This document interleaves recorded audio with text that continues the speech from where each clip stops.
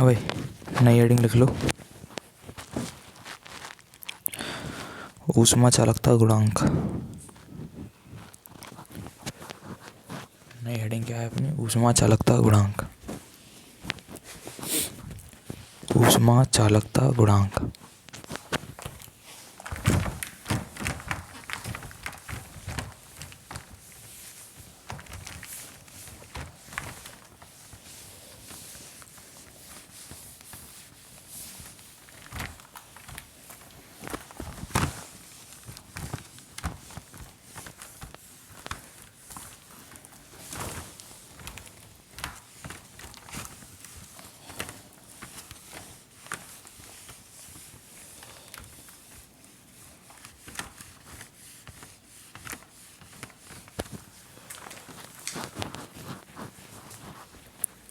ठीक है, इसके पहले हमने आपको बताया था कि सुचालकों में मतलब कोई सुचालक छड़ है तो उसमें ऊष्मा का चरण कैसे होता है। तो हमने बताया था स्टार्टिंग में तो शुरू वाला मतलब जो सिरा अपना हॉट टेम्परेचर के पास में होगा, मतलब ज़्यादा गर्म वस्तु के पास में होगा, पहले वो गर्म होगा। फिर कई सारे क्रॉस सेक्शन होते हैं अलग अलग, नहीं समझे, अलग अलग परतें होती हैं। तो पहली वाली परत गर्म होगी, फिर वो जब वो अपनी सैचुरेशन स्टेट में आ जाएगी, मतलब कि अब वो और जब ऊष्मा नहीं ले पाएगी तो क्या करेगी, फिर अपने पीछे वाले को गर्म करेगी, है ना। और साथ साथ में वातावरण में भी अपनी ऊष्मा का कुछ भाग देती रहती है ना। कुछ भाग धीरे धीरे आगे की तरफ बढ़ता जाएगा। ये वाला सिरा गर्म होगा, फिर ये इसको अपनी हीट देगा, फिर ये वाला इसको अपनी हीट देगा, ये अपनी इसको हीट देगा, ये इसको हीट देगा। इस तरह से कहानी आगे बढ़ती जाएगी और धीरे धीरे करके पूरी रॉड का टेम्परेचर हो जाएगा एक समान। उसे बोलते हैं तापीय साम्य। क्या बोलते हैं?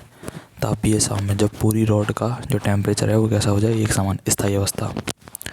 ठीक है, तो अब हमने बताया था कि जो ऊष्मा का प्रवाह जो हो रहा है वो डिपेंड करता है पदार्थ की प्रकृति पर। समझ आ रही बात? पदार्थ की प्रकृति पर डिपेंड करता है कि जो ऊष्मा का फ्लो है, जो हीट का फ्लो है वो किस प्रकार से होगा, ज़्यादा अच्छे से होगा या ज़्यादा कम अच्छे से होगा। जैसे मान लो अगर लोहे की रॉड है तो बहुत तेज़ी में हीट यहाँ से यहाँ पहुँच जाएगी, पता भी नहीं चलेगा तुम्हें। समझ रहे बात को? और आजकल घरों में जो तुम्हारे मतलब जो और भी तरह के मतलब बैकलाइट वाले जो चमचे आते हैं प्लास्टिक टाइप के, तो उनको आप चाहे इतना चलाते रहो, गर्म करते रहो, हीट बहुत ही कम फ्लो करती है क्योंकि उनकी ऊष्मा चालकता कम है। समझ गए? कहने का मतलब है कुछ पदार्थ ऐसे होते हैं जो ऊष्मा का चालन बहुत तेज़ी से करते हैं, बहुत तेज़ी में गर्म होंगे वो, और कुछ पदार्थ ऐसे होते हैं जो ऊष्मा का चालन बहुत कम करते हैं। समझ रहे ना बात को? उनमें हीट फ्लो जो है वो कम से कम होता है। तो पदार्थ की प्रकृति पर डिपेंड करती हैं ये चीज़ें। उसी को हम बोलते हैं ऊष्मा चालकता गुणांक। मतलब ऊष्मा किस तरह से फ्लो कर रही उसको बताने वाला गुणांक। समझ गए? जैसे श्यानता गुणांक होता है, वो किसको प्रदर्शित करता? श्यानता को, कि कौन से द्रव की परतों के बीच में ज़्यादा घर्षण बल लग रहा। समझ रहे? उसका श्यानता गुणांक ज़्यादा होगा। समझ गए? उसी तरह से ऊष्मा चालकता गुणांक। समझ गए? जिसमें हीट का फ्लो ज़्यादा होगा उसकी ऊष्मा चालकता गुणांक ज़्यादा है। जिसमें हीट का फ्लो कम रेट से होगा, कम दर से होगा या कम होगा, उसका ऊष्मा चालकता गुणांक कम है। ठीक है, तो लिखो थोड़ा सा।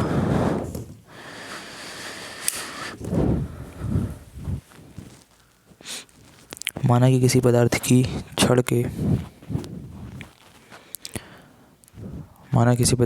के अनुप्रस्थ काट का क्षेत्रफल अनुप्रस्थ काट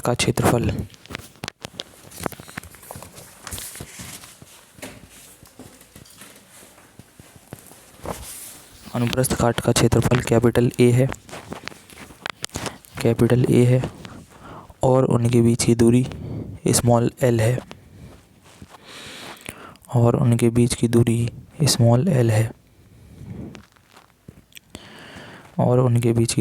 कितनी है भाई? स्मॉल एल है। यदि दोनों फलकों के ताप भिन्न भिन्न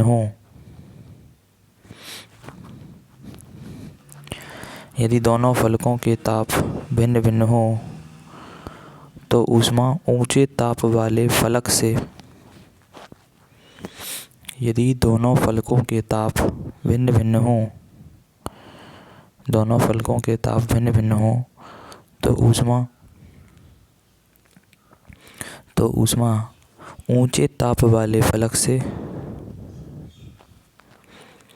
ऊंचे ताप वाले फलक से नीचे ताप वाले फलक की ओर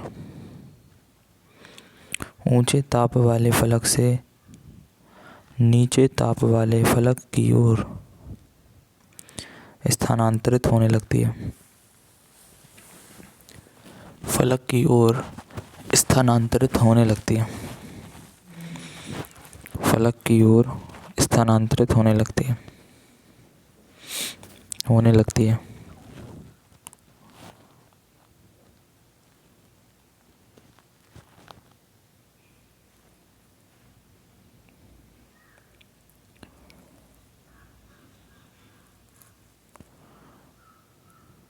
एक मिनट रुको जरा आप जरा।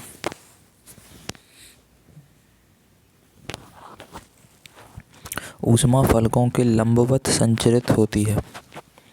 ऊष्मा फलकों के लंबवत संचरित होती है। ऊष्मा फलकों के लंबवत संचरित होती है। ऊष्मा फलकों के लंबवत संचरित होती है।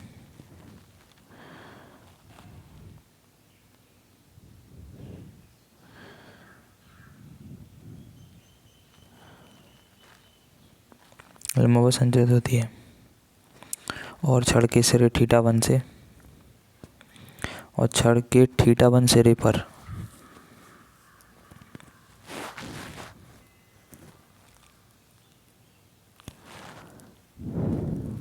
से लिखना।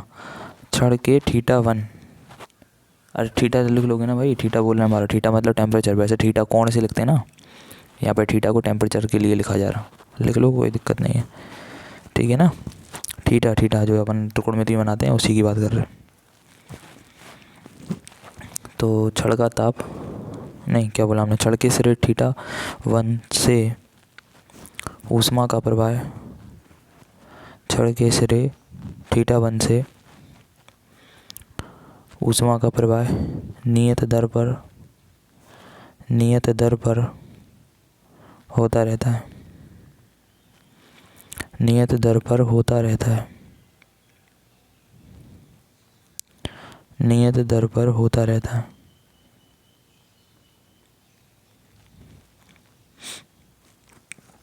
ठीक है, लाइन चेंज करके लिखो, लाइन चेंज कर देना भाई। प्रयोगों द्वारा यह पाया गया कि स्थायी अवस्था में प्रयोगों द्वारा यह पाया गया कि स्थायी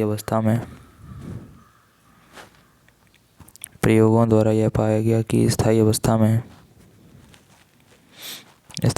में स्मॉल टी समय में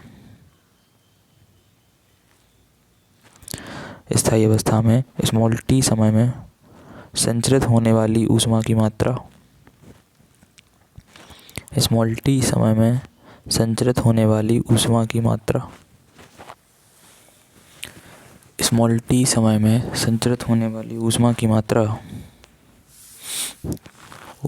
मात्रा कैपिटल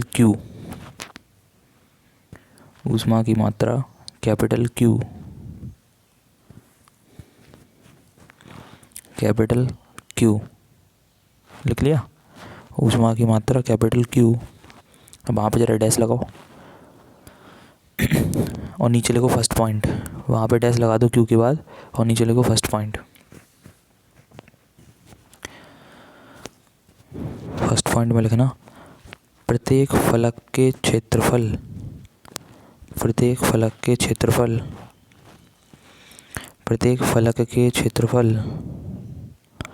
कैपिटल ए के समानुपाती होती है। प्रत्येक फलक के क्षेत्रफल कैपिटल ए के समानुपाती होती है।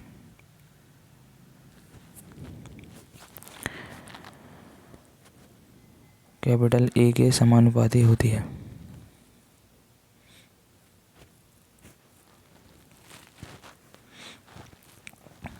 कैपिटल ए के समानुपाती होती है। ठीक है, इसका मतलब है Q समानुपाती कैपिटल ए, लिखो इसको, बोर्ड पे लिख दिया हमने। बीच में समानुपाती का चिन्ह है, Q मतलब ऊष्मा, A मतलब क्षेत्रफल। Q समानुपाती A।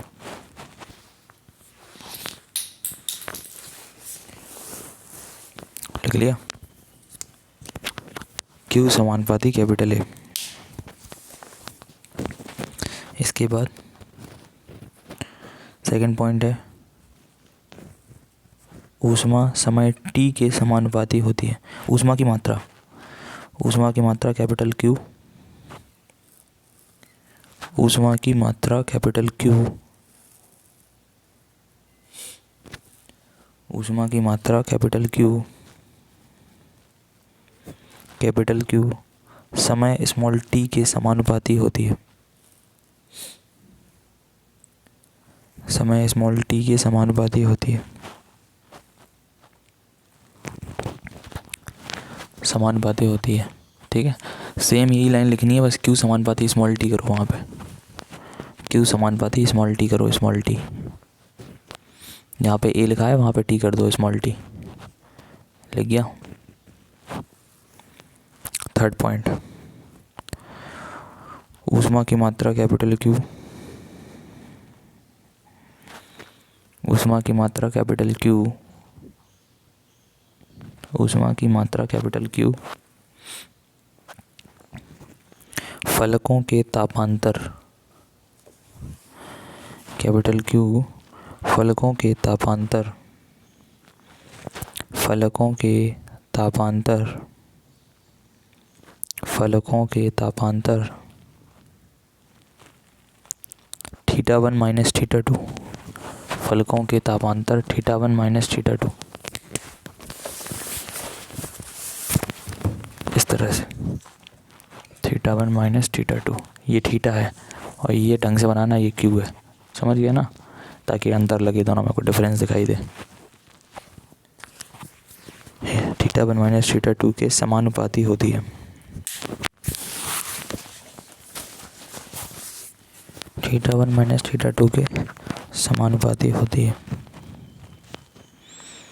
ठीक है। चौथा पॉइंट, ऊष्मा की मात्रा कैपिटल Q, ऊष्मा की मात्रा कैपिटल Q, ऊष्मा की मात्रा कैपिटल Q फलकों के बीच की दूरी, फलकों के बीच की दूरी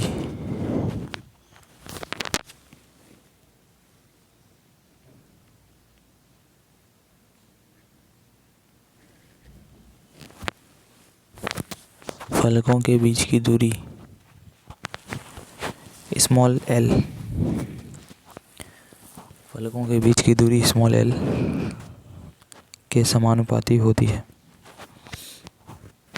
फलकों के बीच की दूरी स्मॉल l के समानुपाती होती है। नहीं, l के व्युत्क्रमानुपाती, सॉरी यार, l के व्युत्क्रमानुपाती, l के स्मॉल l के व्युत्क्रमानुपाती होती है। स्मॉल l के व्युत्क्रमानुपाती होती है। स्मॉल l के व्युत्क्रमानुपाती होती है।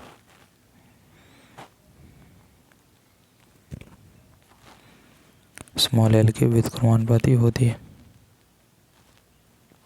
यानी Q चिन्ह तो समानुपाती का लगेगा, व्युत्क्रम में क्या करते हो, केवल 1 लिख देते हो, है ना।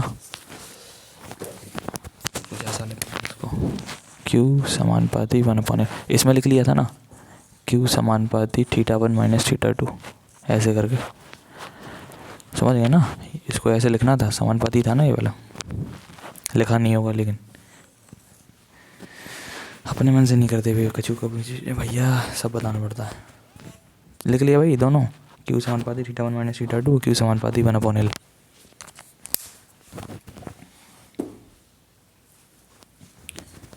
ठीक है, तो पहले डायग्राम बनाओ फिर समझाते हैं इसको।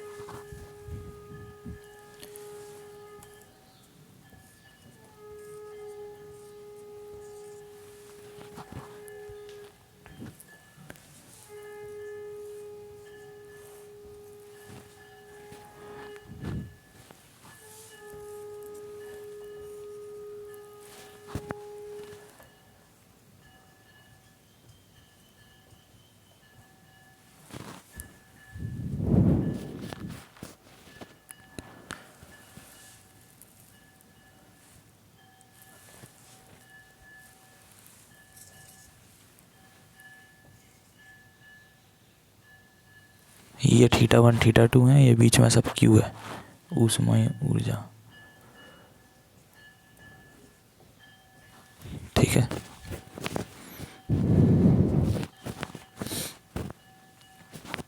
जल्दी डायग्राम बनाओ पहले।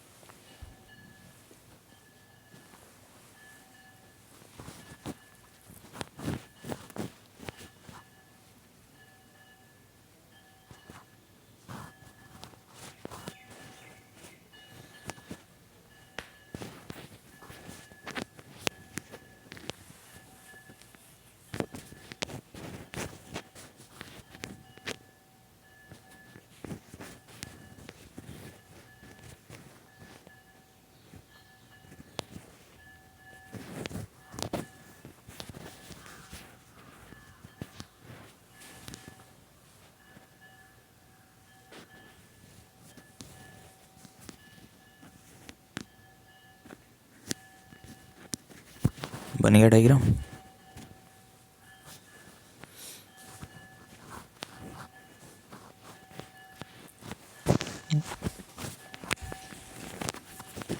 इधर एक चीज़ और लिखनी है बीच में कि जो θ1 है वो ग्रेटर देन है θ2, ऐसे लिख लो जल्दी।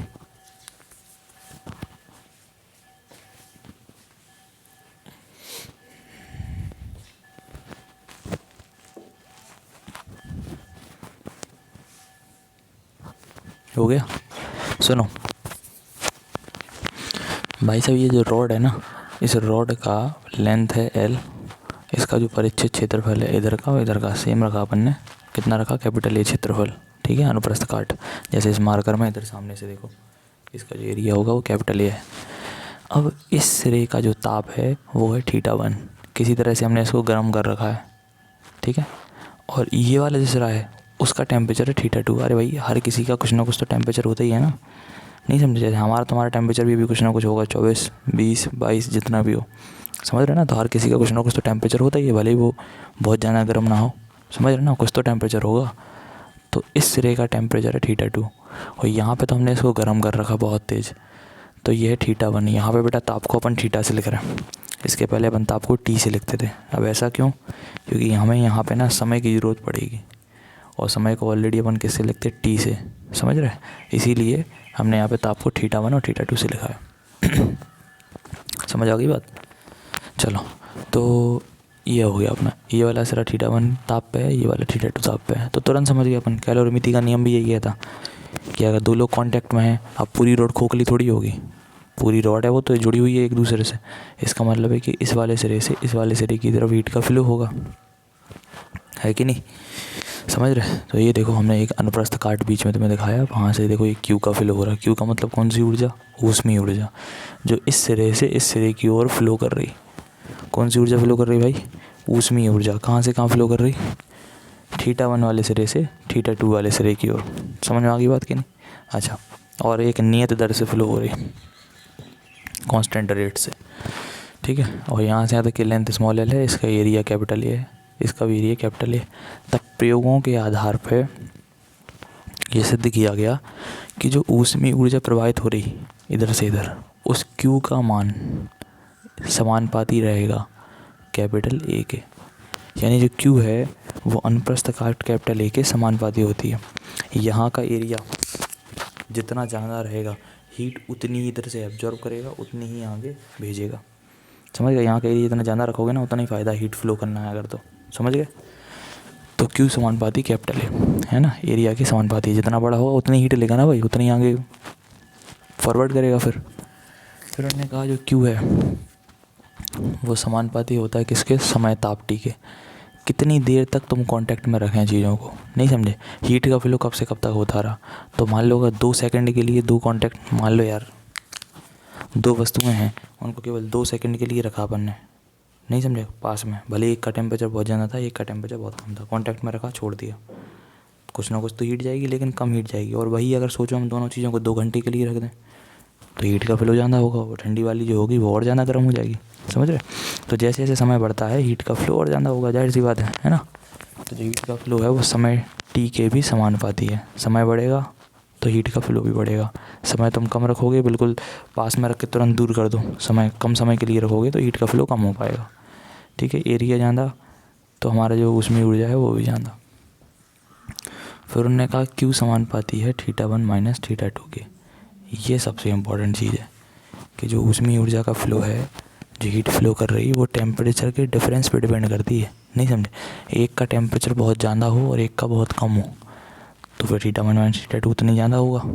अरे यार, मान लो θ1 100 है, इसकी वैल्यू 20 है, इन्हें माइनस करोगे 80 आएगा, है ना। टेम्परेचर का डिफरेंस 80 है। लेकिन अगर ये 100 है और ये 95 है, देखो तो डिफरेंस कम है, केवल कितने का डिफरेंस है, 5 का, समझ गया ना। ताप तो दोनों के ज़्यादा ज़्यादा थे, इधर भी 100 था इधर भी 95 था। फ़ायदा क्या है, जो 100 पे हैं तो जो भी तो 95 पे हैं, फ़र्क क्या पड़ रहा, डिफरेंस केवल 5 का है बस, नहीं समझे। तो उसमें ऊर्जा कम फिल होगी यहाँ पे, जबकि टेम्परेचर दोनों के देखो इनसे भी ज़्यादा है। यही तो गलती है कि इनसे ज़्यादा है। एक का टेम्परेचर रहना चाहिए बहुत हाई और एक का रहना चाहिए बहुत कम, तब हीट का फ्लो ज़्यादा से ज़्यादा होता है, समझ रहे। यानी कि जो अंतर निकले दोनों का वो ज़्यादा आया, देखो ये 80 आया अंतर, समझ गया, θ1 माइनस θ2। और यहाँ पे θ1 माइनस θ2 केवल 5 आया, तो यहाँ पे हीट का फ्लो कम होगा, यहाँ पे हीट का फ्लो ज़्यादा होगा, ठीक है।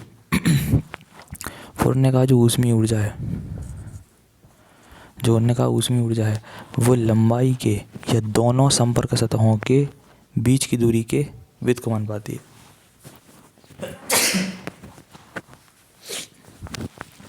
आजकल सर्दियाँ चल रही, तो अपन मान लो हीटर पे सेकने गए, हीटर के जितने करीब जाओगे तुम हाथ को लेके, हीट का फ्लो उतना ही बढ़िया होता है, और अगर जितना दूर करोगे हीट का फ्लो उतना ही कम होता है।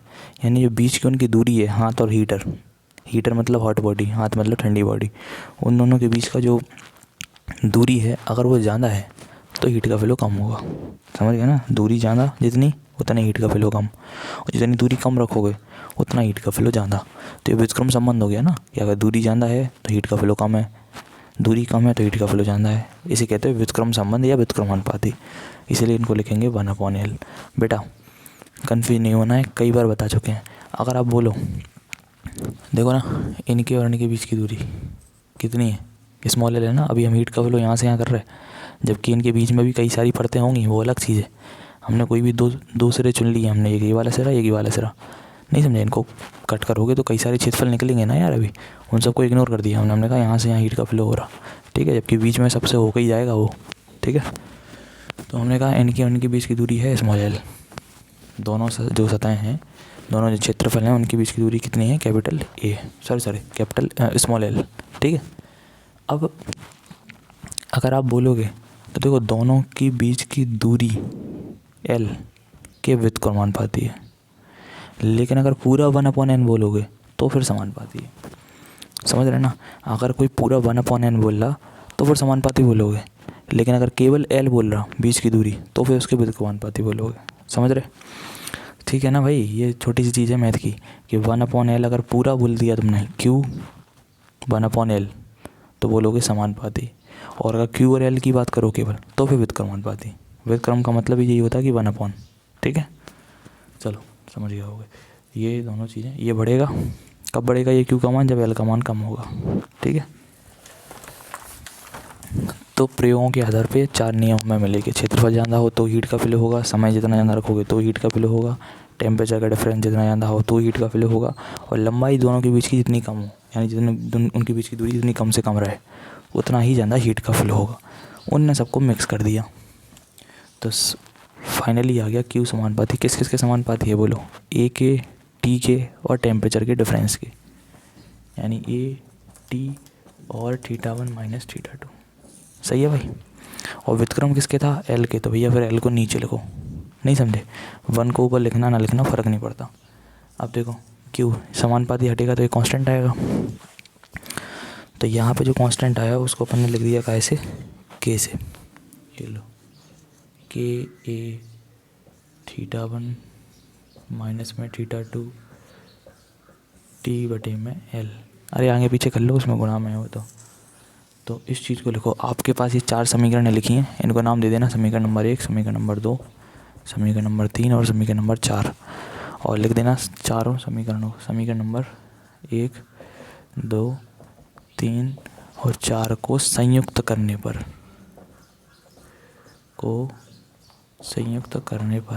है ना, ये 4 चीज़ें हैं, उनको मिक्स कर दिया, उसके बाद ये बना दिया। कोई लिखना चाहता है तो फिर से लिख ले, लेकिन हम आपको पहले लिखवा चुके हैं। संयुक्त करने पर ये लिखना, फिर समानुपाती हटा के यहाँ पे के लगा दो। करो ज़रा, के क्या है बता रहे अभी।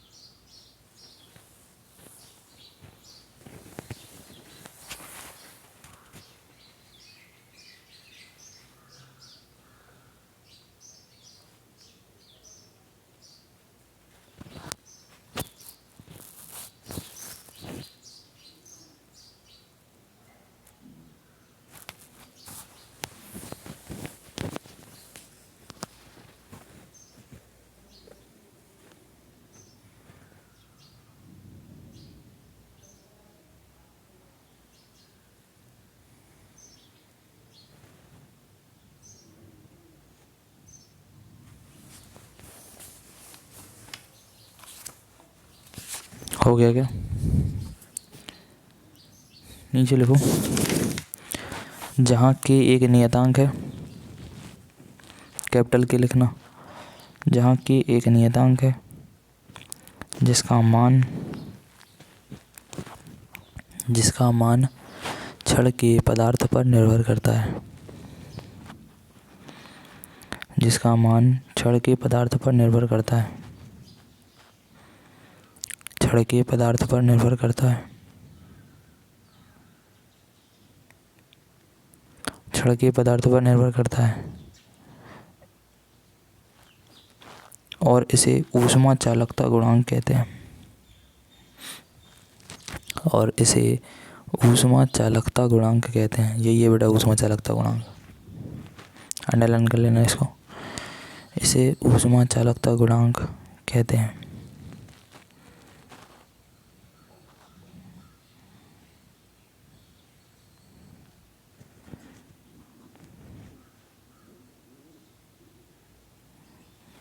हो गया,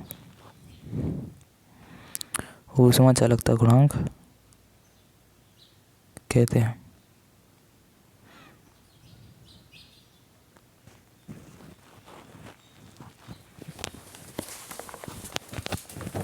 और एक बात और, अभी अपन जो पढ़ रहे हैं ना उसमें अपन ये मान के चल रहा है कि यहाँ से जितनी हीट आ रही वो आगे चली जा रही, वातावरण में इधर या नीचे या अगल बगल कहीं पर भी हीट का कोई लॉस नहीं हो रहा। बाहर की जो मतलब वायु है या कुछ भी है वो हमसे हीट नहीं ले रही, लेकिन ऐसा पूरी तरह सही नहीं है। जब हीट फ्लो करेगी तो भाई बाहर भी गर्माहट बन जाती है, समझ रहे हैं ना बात को। आसपास की वायु जो है वो गर्म हो जाएगी, वो भी हीट ले लेती है।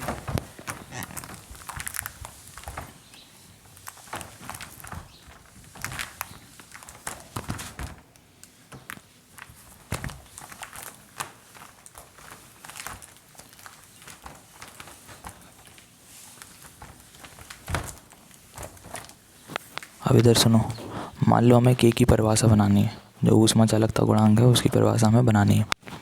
अच्छा, किसी भी वस्तु का, किसी पदार्थ का अगर के ज़्यादा है, ऊष्मा चालकता ज़्यादा गुणांक है, तो उसमें ऊष्मा का फ्लो बहुत जल्दी से होगा।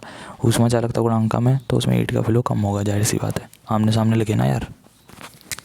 अच्छा, मान लो अगर के की परिभाषा बनानी है तो हम एक काम कर रहे हैं, यदि जो अनुप्रस्थ काट एरिया है उसको पकड़ दो 1, ठीक है, और जो दोनों सिरों के बीच की दूरी थी वो कितनी है 1 मीटर, एल का मान भी 1 कर दो, और समय टी जो है वो कितना कर दो 1 सेकेंड,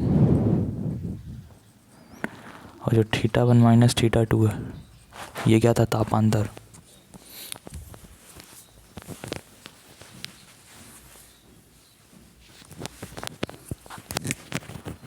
तो जो तापांतर है उसकी वैल्यू भी अपन ने कितनी कर दी 1 डिग्री से, ठीक है। एरिया 1, ये भी 1, ये भी 1, ये भी 1, तब जो हमारा Q होगा वो बराबर हो जाएगा के, है कि नहीं। वो सब 1 हो गया ना, उनको लिखने की ज़रूरत नहीं है। तो लिखो इसको, ज़रा परिभाषा लिखते हैं।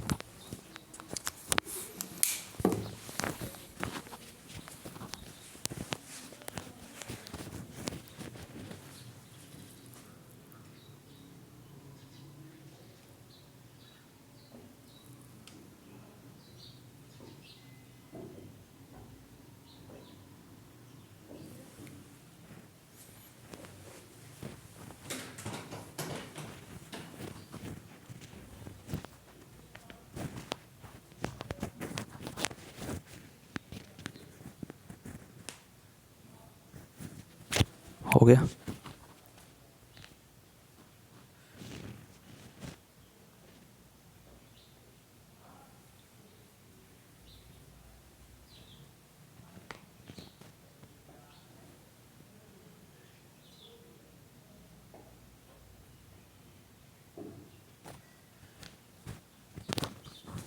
ये लिख लिया, तो बोलो क्या परिभाषा बनेगी।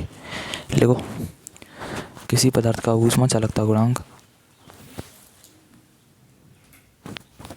किसी पदार्थ का ऊष्मा चालकता गुणांक, ऊष्मा चालकता गुणांक उसमें प्रवाहित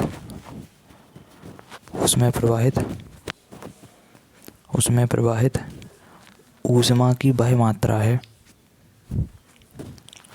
उसमें प्रवाहित ऊष्मा की वह मात्रा है, ऊष्मा की वह मात्रा है जो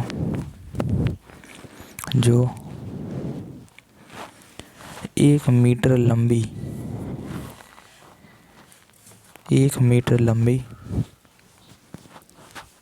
एल का मान देखो ना, 1 मीटर है ना, जो 1 मीटर लंबी कॉमा एकांक अनुप्रस्थ काट वाली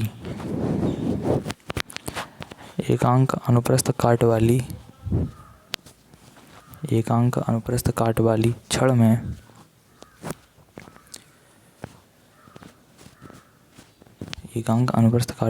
में एक सेकंड में प्रवाहित होती है। टाइम भी देखो 1 सेकंड लिया ना। 1 सेकंड में प्रवाहित होती है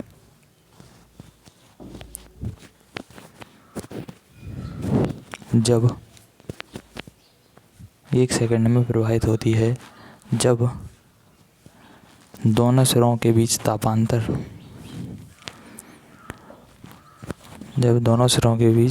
तापांतर कितने डिग्री सी का है, 1 डिग्री सी। दोनों सिरों के बीच तापांतर कितना है, 1 डिग्री सी हो गया भाई।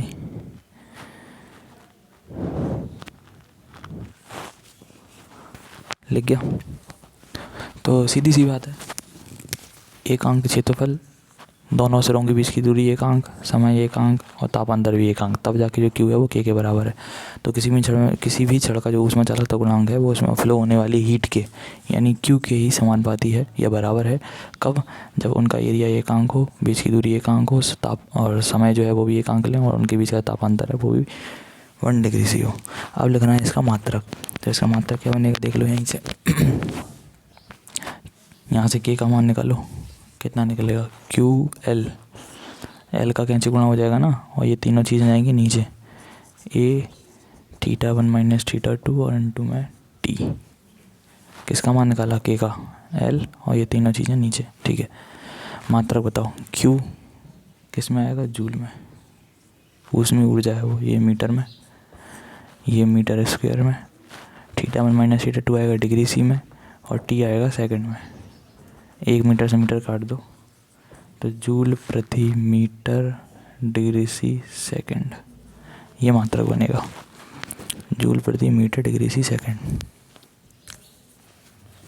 ठीक है, किसका मात्रक है, ऊष्मा चालकता गुणांक का।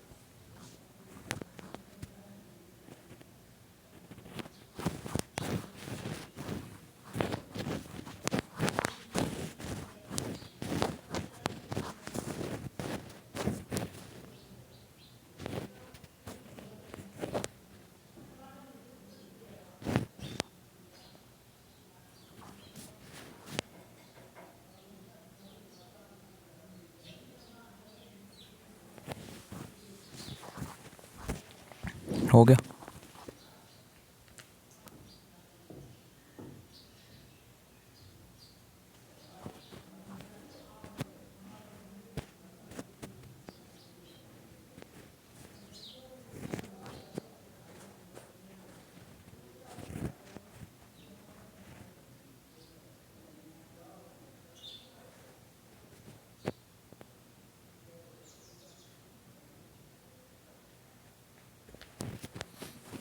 चलो इसका वो लिख लो, बेमा। बेमा बना भाई। ये क्या है, ऊष्मीय ऊर्जा। तो ऊर्जा की बेमा क्या लिखते हो, लिख लेना यहाँ पे, ऊष्मा चालकता गुणांक की बेमा। ऊष्मा चालकता गुणांक की बेमा, और फिर उसके बाद से करना है के बराबर, पहले समझ लो। ऊष्मीय ऊर्जा, ऊर्जा का होता है ml² T−2, कई बार बताया। लंबाई के लिए कैपिटल L, एरिया के लिए L², और इसके लिए क्या लिखोगे, θ1 - θ2। बेटा ताप को थीटा ही से लिखते हैं। ताप में से ताप घटाओगे ताप ही आएगा, और ताप की जो बेमा है वो थीटा लिखी जाती है। और समय टी, समय को कैपिटल टी से। तो m, ये देखो L² × L, L³ और बटे में L²। L³ से L² कटोगे, एक L और कट गया। पावर एक ऊपर ले आओ, ये बानने पावर ऊपर ले आओ, -1 और -2 कितनी हो गई, -3। और पावर 1 ऊपर ले आओ, -1। ml T−3 और θ−1, ml T−3 और θ−1। ठीक है, ml T−3 θ−1 बनाना आना चाहिए, याद करने की ज़रूरत नहीं है। फॉर्मूला याद रखो Q का, Q से बना लेंगे K का फॉर्मूला, है ना। और जब K आ गया तो फिर उसकी बेमा तो निकल ही जाएगी।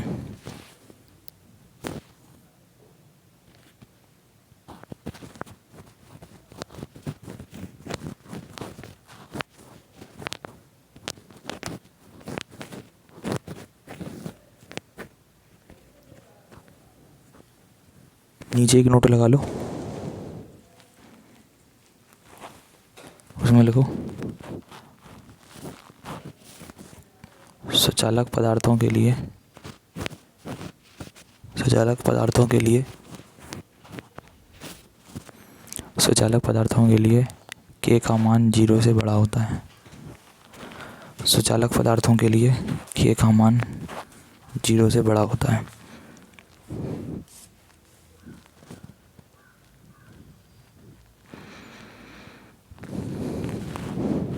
और अनंत तक जाता है, और अनंत तक जाता है, अनंत तक जाता है। जबकि कुचालक पदार्थों के लिए, कुचालक पदार्थों के लिए K का मान 0 होता है। कुचालक पदार्थों के लिए K का मान 0 होता है।